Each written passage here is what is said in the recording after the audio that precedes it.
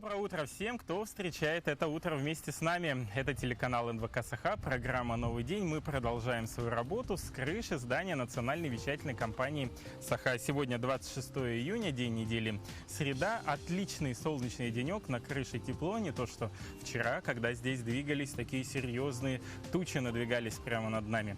Что касается дня сегодняшнего, то сегодня отмечается Международный день в поддержку жертв пыток. Кроме этого, Международный день борьбы со злоупотреблениями наркотическими средствами и их незаконным оборотом.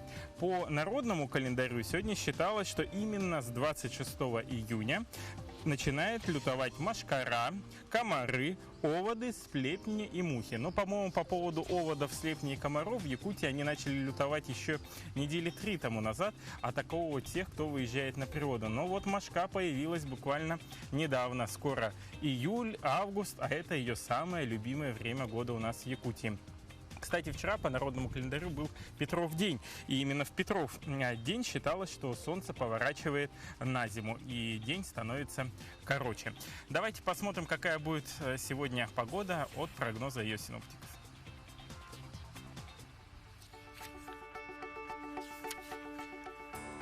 Сегодня, по данным Якутского управления по гидрометеорологии и мониторингу окружающей среды, в 6 часов утра в центральных улусах было плюс 14, плюс 19. Днем столбик термометра поднимется до отметки плюс 20, плюс 26. В Заречье утром плюс 12, плюс 19, днем плюс 21, плюс 25. На юге республики утром было прохладно, плюс 8, плюс 9, днем будет плюс 18, плюс 20. Кстати, в социальных сетях сейчас очень много фотографий с выпавшим градом в городе Алдане. В Вилюйске улусы утром было плюс 14, плюс 15, днем плюс 20, плюс 24. В Нижнеленских улусах плюс 18, плюс 19, днем плюс 22, плюс 23. На западе плюс 15, плюс 19 было утром, днем 22-25. В Колымо-Индигирских улусах утром плюс 17, плюс 25, днем плюс 19-27. В Янских улусах плюс 16, плюс 22, днем плюс 22, плюс 27. На северо-западе республики плюс 7, плюс 22 утром, днем плюс 11, плюс 30 градусов. В Якутске в 6 утра температура воздуха была плюс 16 градусов, атмосферное давление 751 миллиметр ртутного столба. Ветер юго-восточный 2 метра в секунду дует сейчас, и это чувствуется. Днем ожидается плюс 23, плюс 25. И главное, погода без осадков.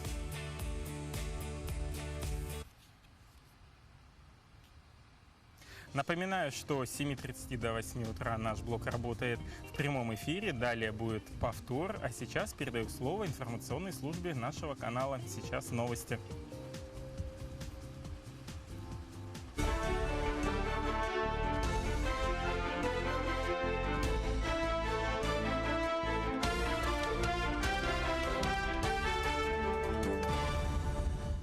Доброе утро! В эфире новости, в студии Юлия Великодная. В Госдуму внесен законопроект, предлагающий родственникам и близким инвалидов на основе трудового договора оказывать медико-социальную помощь. Как отметили авторы инициативы, уход за инвалидами или престарелыми – это тяжелый каждодневный труд без выходных, праздников и отпусков. Но несмотря на это, в настоящее время он оплачивается в размере 1200 рублей в месяц, то есть на уровне ниже МРОТ. Более того, чтобы ухаживать за тяжело больным родственником, люди вынуждены увольняться с работы или прибегать к услугам сиделки. На обеспечение детей-инвалидов расходными материалами к инсулиновым помпам государство выделит свыше 2 миллиардов рублей. Правительство внесло такую поправку ко второму чтению законопроекта об изменениях в федеральный бюджет, сообщил глава Комитета Госдумы по охране здоровья Дмитрий Морозов.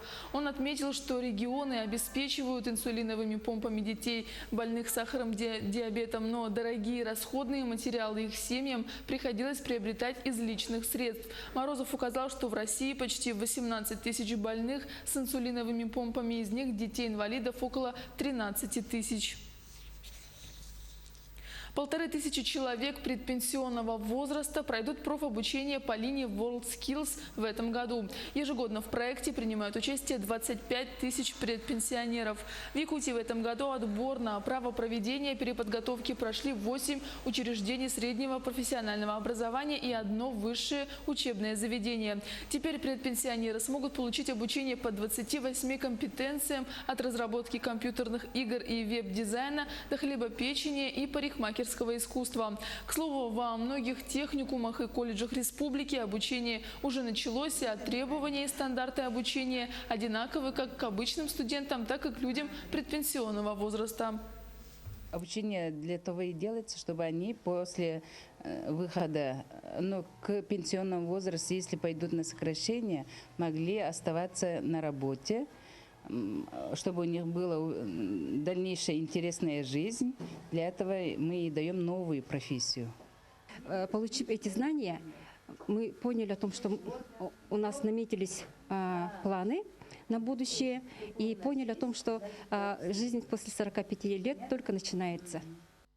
В АМГе ведут работу по организации питания спортсменов, организаторов и гостей спортивных игр народов. Для пищеблоков закуплено оборудование на 12 миллионов рублей и 4000 комплектов посуды на 3 миллиона 200 тысяч рублей. Кроме питания спортсменов, также организованы комиссии по общественному питанию гостей. 60 индивидуальных предпринимателей будут продавать напитки и еду в местах массового скопления. Также в районе будут работать 8 кафе.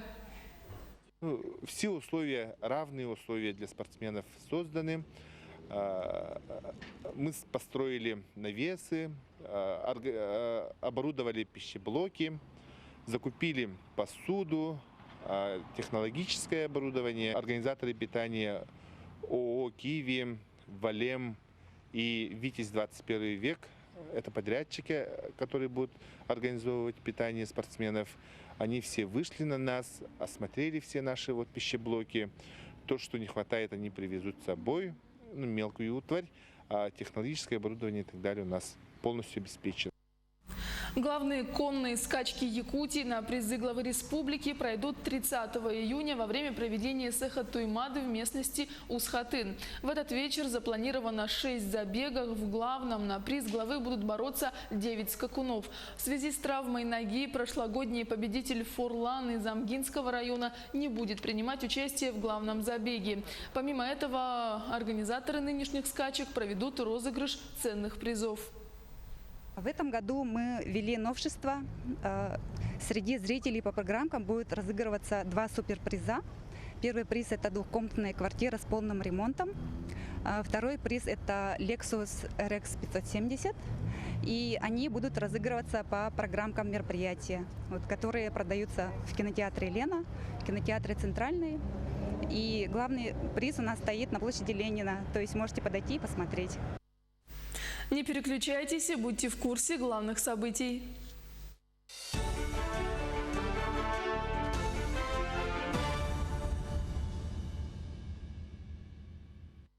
На сегодняшний день очень актуальны глобальные экологические проблемы. Следует признать, что проблемы, безусловно, есть и у нас в стране, и в нашей республике. Конечно, это сказывается на качестве жизни и здоровье людей. Возникновение экологических проблем в нашей стране, как и в других странах, в первую очередь связано с интенсивным влиянием человека на природу. Но даже простой человек, иногда выезжая на природу, оставляет там горы мусора, что говорить уже о промышленных больших крупных предприятиях.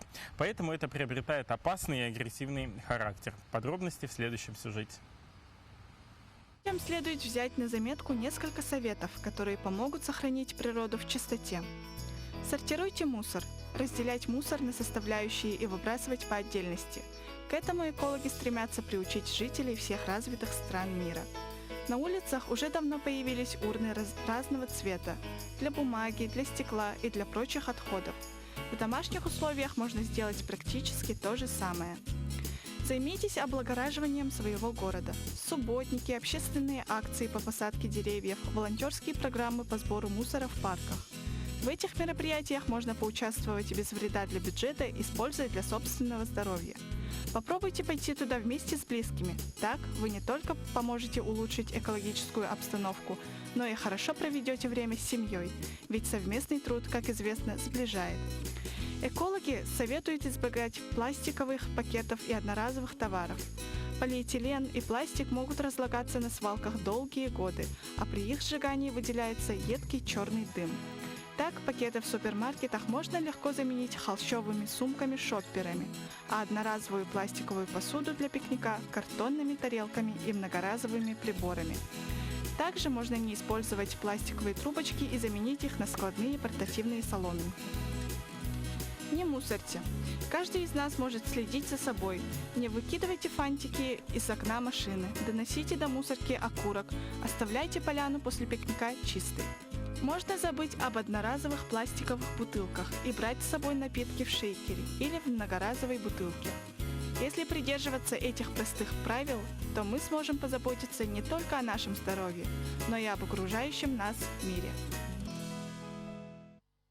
Доброе утро, мы продолжаем наш эфир. Напоминаю, что сейчас мы работаем в прямом эфире. После 8 часов утра вы увидите повтор нашей программы. Поэтому телефон в нашей студии для ваших WhatsApp-сообщений сейчас работает. Можете отправлять свои сообщения по номеру 8 914 279 22 62. По возможности обязательно зачитаю ваши приветы, поздравления или, возможно, какие-то новости в прямом эфире нашей программы.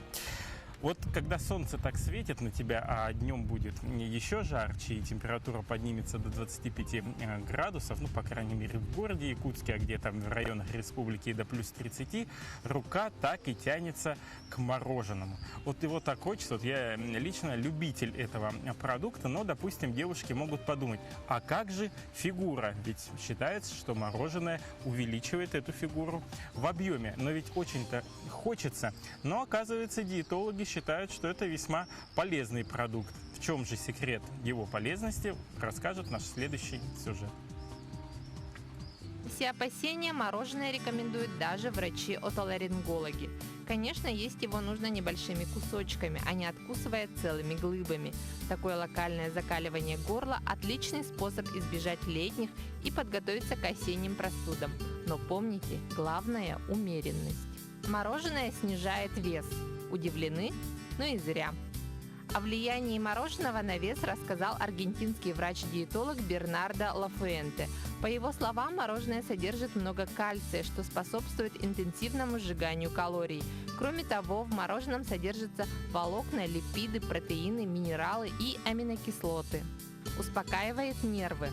Во-первых, это вкусно. Во-вторых, сладко. В-третьих, мороженое, изготовленное из натурального молока или сливок, отлично снимает нервное напряжение и успокаивает нервы. Это доказали французские исследователи. А все потому, что в натуральном пломбире содержится аминокислота триптофан. Именно она способствует выработке серотонина, гормона счастья. Нормализует обмен веществ.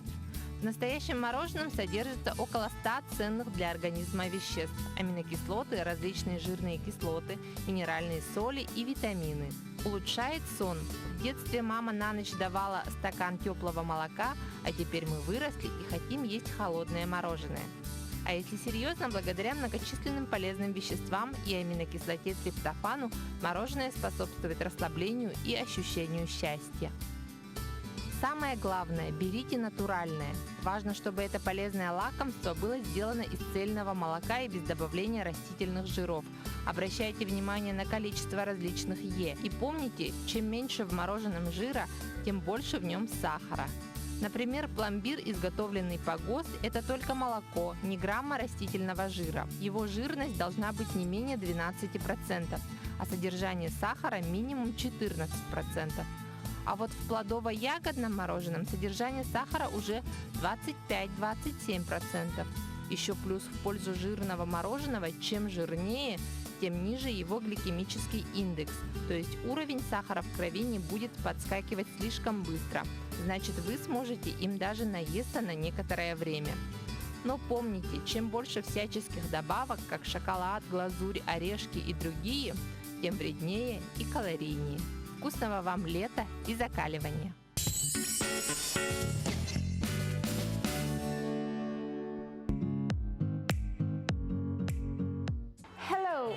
to see you in our English kindergarten Union. Have a nice day! Академия будущего Юнион приглашает на летние курсы «Веселая школа». Это единственный английский детский сад в самом центре города. Малыши от 1 года до 7 лет целый день находятся с носителем языка. Вас ждут интересные занятия, занимательные игры и креативные мастер-классы. Сказочный интерьер на 500 квадратных метров, музыкальный зал, игровая зона, современные классы, 5-разовое питание и многое другое. Также дети имеют возможность бесплатно играть в огромном сухом бассейне, посещать комнату с интерактивными играми, хендмейд-студию и лего-кабинет. Ваш ребенок не только научится писать, читать, считать, но и сможет развить свои творческие способности, а также хорошенько отдохнуть. Вместе с Юнион ваши дети будут всесторонне развиты.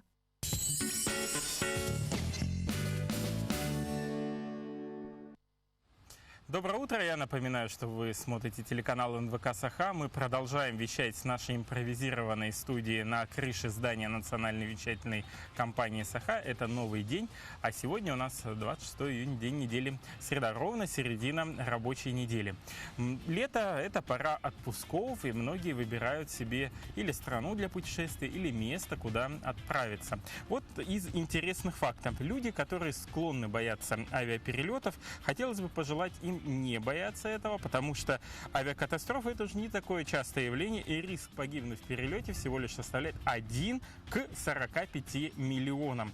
Немного теории. Вы можете совершить полеты на протяжении 123 тысяч лет, при этом ежедневно летать и ни разу не стать участником авиакатастрофы. Тем, кто предпочитает отправляться все-таки в дорогу на поезде, рекомендуется поехать в Лондон, в котором насчитывается порядка 270 станций. А любите красивые ароматные цветы, вам прямая дорога на Борнео или Суматру. Там можно полюбоваться на самый крупный цветок. Его диаметр более 1 метра и вес составляет 11 килограмм. Еще об интересных фактах в следующем сюжете.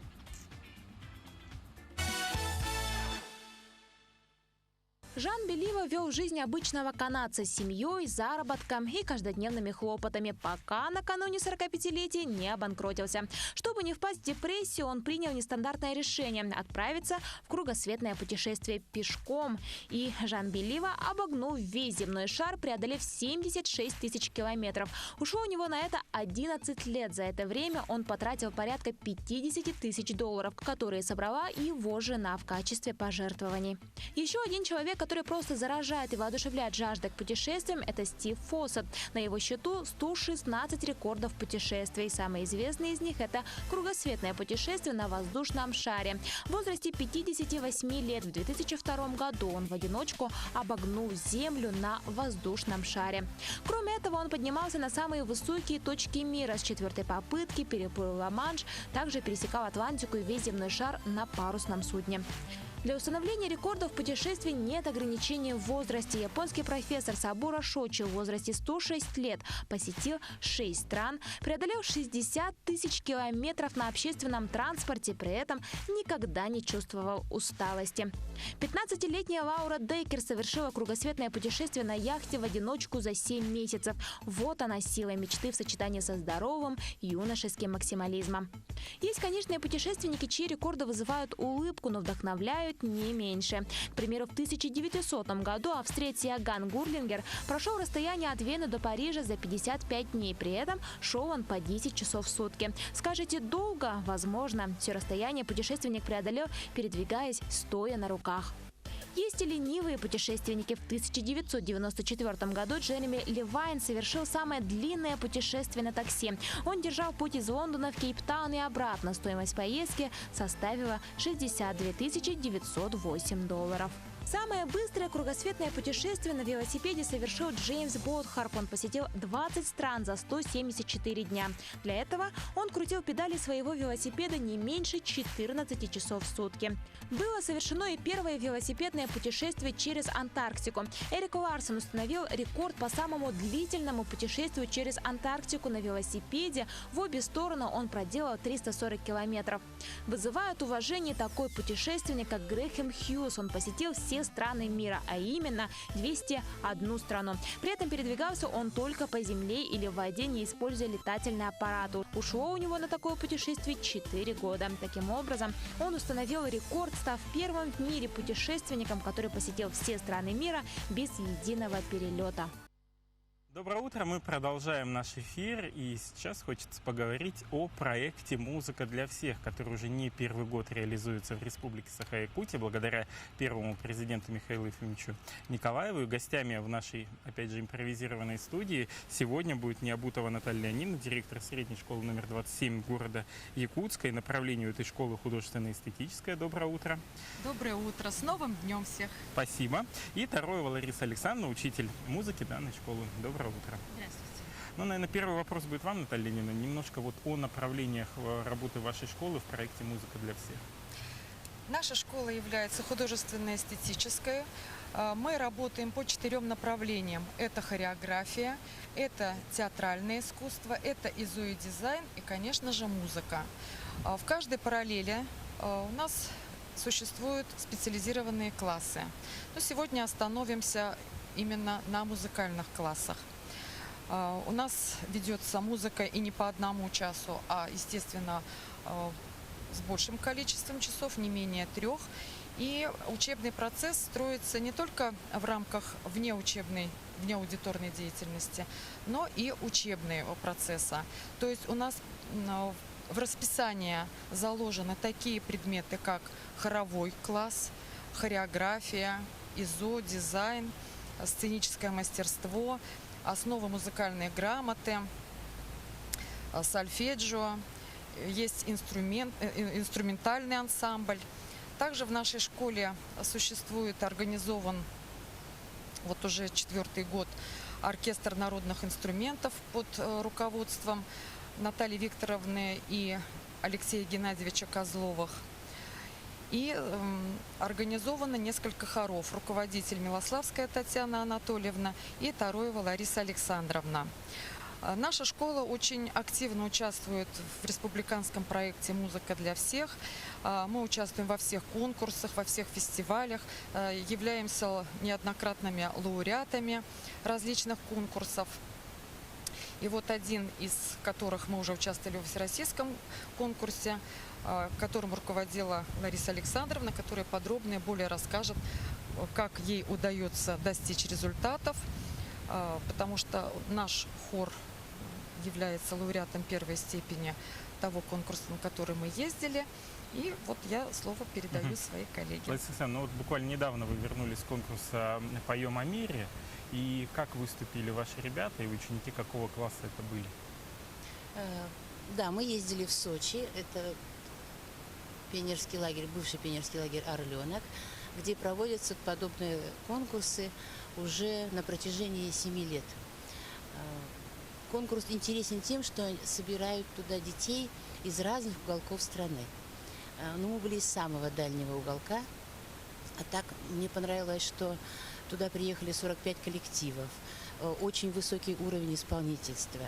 Приехали не только школьные хоры, но, естественно, школы искусств, музыкальные школы, хоровые, эстетические центры поют великолепно.